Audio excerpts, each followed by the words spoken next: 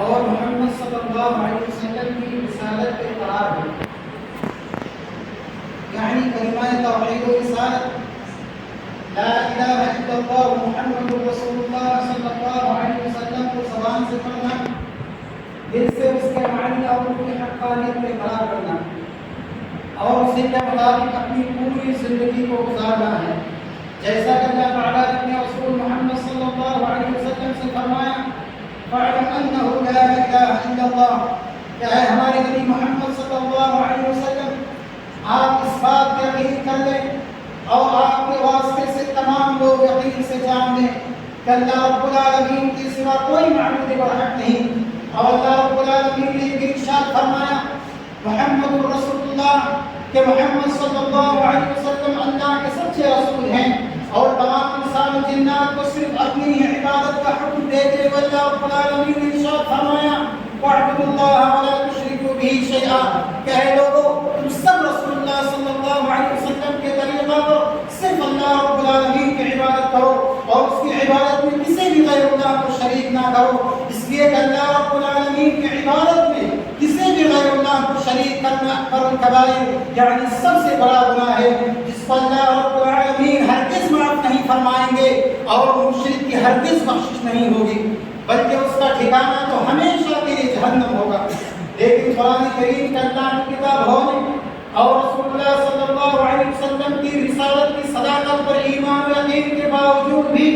بہت سے ہمارے مسلمان بھائی اللہ رب العالمین کی بھی عبادت کرتے ہیں اور غیر اللہ کی بھی، جب وہ مسجد میں آتے ہیں تو اللہ رب العالمین کو سجدہ کر لیتے ہیں اور جب کسی مزار پر جاتے ہیں تو غیر اللہ کو بھی سجدہ کر لیتے ہیں، اس طرح وہ اللہ کے سامنے اپنے اس عہد کو بھول جاتے ہیں جس کو ہر نماز میں ایاک نعبد و ایاک نستعین پڑھ کر کرتے ہیں کہ اللہ ہم تیری ہی عبادت کرتے ہیں اور کرتے رہیں گے اور صرف تجھ سے ہی مدد طلب کرتے ہیں اور کرتے رہیں گے۔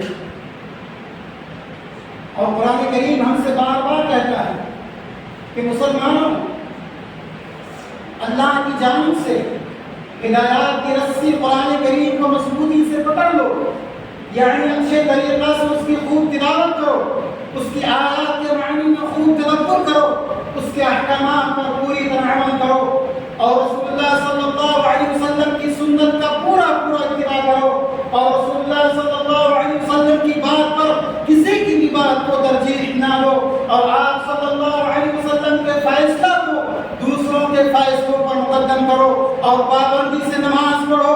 زکات دو، رمضان شریف کے روزے رکھو، اگر استطاعت ہو تو بیت اللہ شریف کا حج ضرور کرو، اس سے تمہارا ایمان تازہ ہوگا، بڑھے گا، مضبوط ہوگا۔ لیکن ہمارے بہت سے مسلمان بھائی ان قرآنی احکامات سے غافل ہیں۔ قرآن کہتا ہے کسی پر ظلم نہ کرو، مظلوم کی بددعا سے بچو چاہے وہ کافر ہی کیوں نہ ہو، کسی کا ناحق قتل نہ کرو، اس لیے کہ کسی کا ناحق قتل کرنا بہت بڑا ظلم اور بہت بڑا فتنہ ہے۔ چوری نہ کرو،